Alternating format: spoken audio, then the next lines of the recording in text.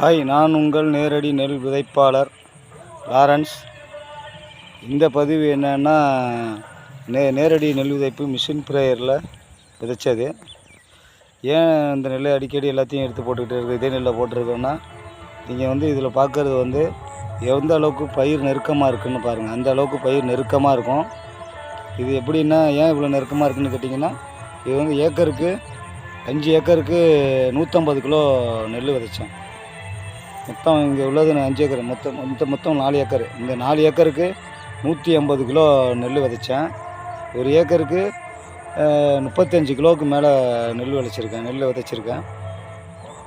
ஏன் 35 கிலோ விதைச்சிருக்கேன்னா, ஏற்கனவே நான் 20 கிலோ கையால் விதைக்கிறதுலாம் 20 கிலோ அளவுக்கு தான் நான் விதைச்சிருக்கிறேன். 20 கிலோ அளவுக்கு விதைச்சதெல்லாம் குடும்பமான வரைக்கும் கடைசியில் நெல் ஈல்டாகவே இல்லை. ஏக்கருக்கு 24 மூட்டை, 25 மூட்டை, இப்படி 20 மூட்டை இப்படி தான் ஆயிடுச்சு. ஆனால் ஏக்கருக்கு 30 கிலோவுக்கு மேலே விதைச்சா நல்ல ஈல்டு ஆகும்னு ஒரு நண்பர் சொன்னார். சரின்னு சொல்லிவிட்டு, அதனால் இந்த நட ஏக்கருக்கு 30 கிலோவுக்கு மேலே நெல் விதைச்சிருக்கேன். ஏன் 30 கிலோ நெல் விதைச்சிருக்கேன்னா, நான் நேரடி நெல் விதைப்பு செய்கிறதுனால நிறைய பேர் 30 கிலோ விதைச்சா விளையுமா அப்படின்னு கேட்குறாங்க. 30 கிலோவுக்கு மேலே விதைச்சா நெல் நல்லா விளைச்சல் இருக்குமான்னு கேட்குறாங்க. அதனால் என்னோடய வயலில் ஒரு 30 கிலோ அளவுக்கு நெல் விதைச்சி நான் பார்த்துக்கிட்டு நல்லா இருந்ததுன்னா, அடுத்தவங்களுக்கு நம்ம நேரடி நெல் விதைப்பு செஞ்சு கொடுக்கலாம், நல்லா இருக்குன்னு சொல்லலாம். அப்படிங்கிற காரணத்துக்காக நான் என்னோடய வயலில் எல்லாத்துலேயுமே 35 கிலோவுக்கு மேலே தான், ஏக்கருக்கு 35 கிலோவுக்கு அதிகமாக தான் நெல் விதைச்சிருக்கேன். எல்லாமே விளைச்சதுனால இந்த 35 கிலோ விதைச்ச பயிரெல்லாம் பாருங்கள் எவ்வளோ எந்த அளவுக்கு நெருக்கமாக இருந்தால் கிளம்புமான்னு கேட்குறீங்க. கையால் அடித்தா குத்தாக போய் விழுந்துடும். அதனால் நெல் உங்களுக்கு குத்தாக நிற்கும், நெருக்கமாகிடும்.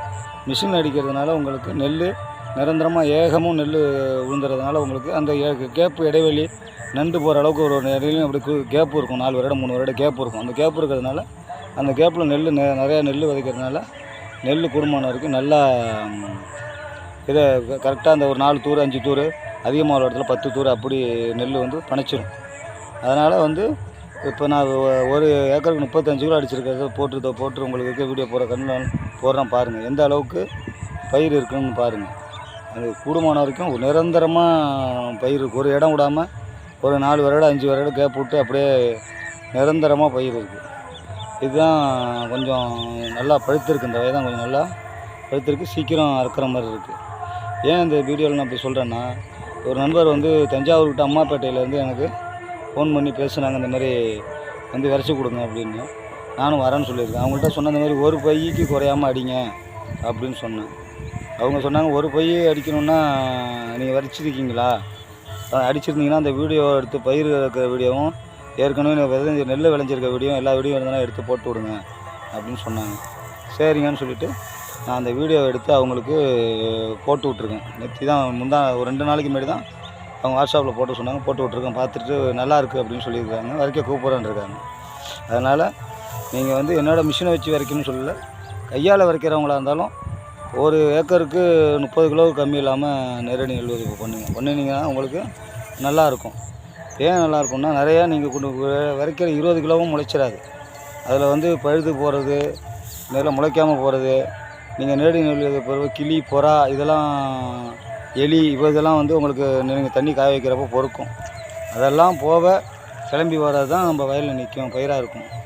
அதனால் இந்த பதிவை பார்க்குறவங்க நல்ல பேர் சொல்லுங்கள். இந்த பதிவை பார்க்குறவங்க இன்னும் இப்போ இந்த நெல் அறுக்கிற விளைச்சலை ஃபுல்லாக பதிவில் போட போகிறோம், எவ்வளோ ஆகுதுன்னு நட.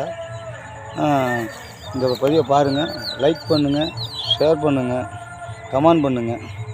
இந்த வீடியோ பார்க்குறவங்க நிறையா யாரும் விவசாயம்னா சப்ஸ்கிரைபரே பண்ண மாட்டேங்கிறீங்க. சப்ஸ்கிரைப் பண்ணுங்கள். நான் போடுற இனிமேல் எல்லா வீடியோவும் நிறையா நெல் அடிக்க போகிற இடத்துலேருந்து எல்லா வீடியோவும் தொடர்ந்து போட்டுக்கிட்டு இருப்பேன். அதனால் சப்ஸ்கிரைப் பண்ணுங்கள். நான் போடுற வீடியோ அனைத்தும் உங்களுக்கு வரும்.